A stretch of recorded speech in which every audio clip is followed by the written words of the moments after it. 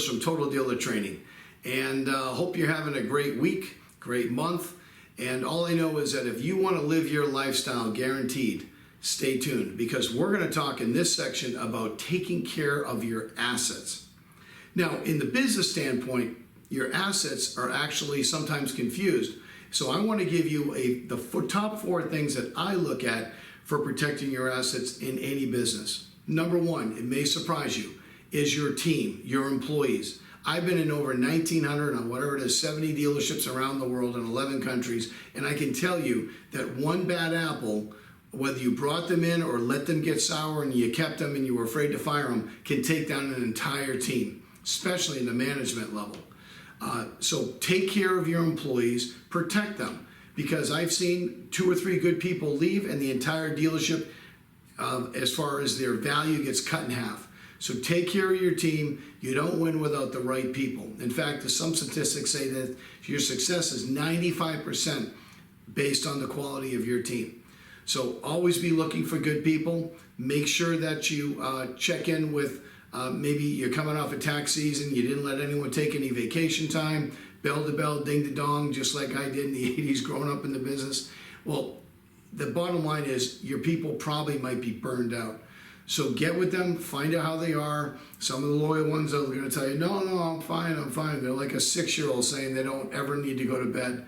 Make them take the time off. You should be targeting 40 hours a week, 5-day work weeks out of 7, and give them a life, because it's going to be really hard to recruit nowadays with the old school car guys, 6 days a week, whatever it is, bell to bell, 12 hours a day.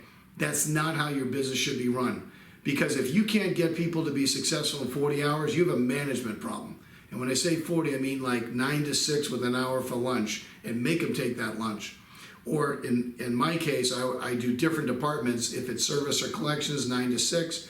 Or if it's the finance department, underwriting or sales, 10 to 7. You have to make sure your hours are scheduled in your area where you get the bulk of your customers. Don't make the schedule because your customers want to work, your employees want to work, say 7 to 3 or whatever that is. Make it so it fits the business, but you don't overwork them. And it's okay to have different tiers within the departments depending on how many people you have. Make sure they take the time off. Make sure you relook at your bonuses. Make sure they're achievable.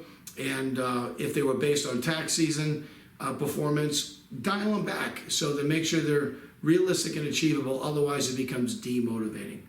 Everyone talks about motivating your people. I'll tell you, the number 1 thing that motivates a lot of people I work with, beside obviously a bonus, it's training. Time off and training. They want to learn how to get better. They want the techniques. And unless somebody's going to actually demonstrate how to do it with a customer, they're like, yeah, that sounds good. That's all theory. But when you're there and you actually show them how to do it, that'd be you managers and coaches, go take a turn, go close the customer, and do it based on value, not discounting prices and what can I do to earn your business. That doesn't take any skill. That's like saying, okay, no problem, you can't make a payment, I'll go ahead and defer everything to the end of the note. That doesn't take skill. It takes skill in collections is to hold the customer accountable, be empathetic, find out exactly what's affecting them financially, and actually get as much money as you can from that customer every single phone call. Not just being weak and not being a hammer. Give me the money or the car. So the key is it all takes training to get the techniques to manage that relationship, keep them so they don't want to quit or not answer the phone from you. Great sign that you have a terrible relationship skills is when they don't ever pick up the phone. We just want to thank our sponsors.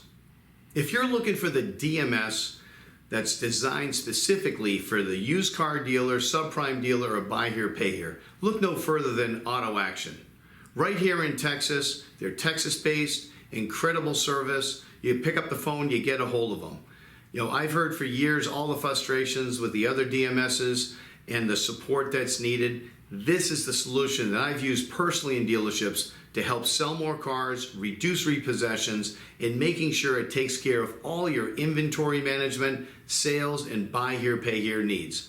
Give them a call and check them out at the number below. Now back to our video. But all this is trainable, it's teachable, and skills. Invest in your people. Number two, your customers. Take care of your customers. How you treat your customers on the phone, answering the phone, being available for them, making sure they know what the options are if something happens to the car or a life event, they know who to call, and actually just be friendly. They have enough problems in their life. Our job is to help them through their financial fitness program, to be successful, to pay it off, to get a title, and hopefully get another one from you. But they won't come back if they don't like you. And they won't like you if you treat them like you're the boss and yell at them and tell them, oh, well, you signed the contract and you need to do this and blah, blah, blah. So get a smile on your face, be the second happiest place on earth outside of Disney, and make it fun. Make your culture fun for your employees, and then it's fun for your customers.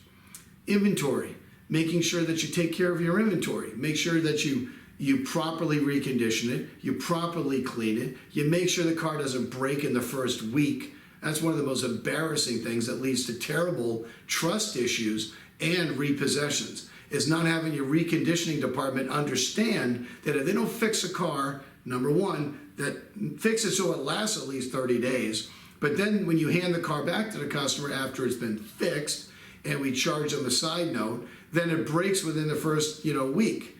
So again, the number one thing that I found the last 5 years that affects repossessions is not having the service and reconditioning center on the same page or reporting directly to the collections. Because at the end of the day, that is the number one thing that causes repossessions nowadays. It's not life events. It's the car not getting our customer back and forth to work reliably. So we talk about that more in other sections. Call me if you have any questions on that one. And then number 4 is your facilities. Certain parts of the country, you're coming off of winter, call it spring cleaning. Bottom line is go through your facilities. Please throw out anything you haven't used in the last 6 months. Stop stockpiling parts and, I'll get to that later. It's an old phone system, or I get computers from 1989 sitting in the corner when I walk in a dealership. Just gut it, get rid of it, have it clean, professional. Don't have anything on the walls inside that looks like a dealership. You want to be a banking environment inside your dealership. You want the cars to be outside. Create that culture. Do some painting. Put some. Replace your signs.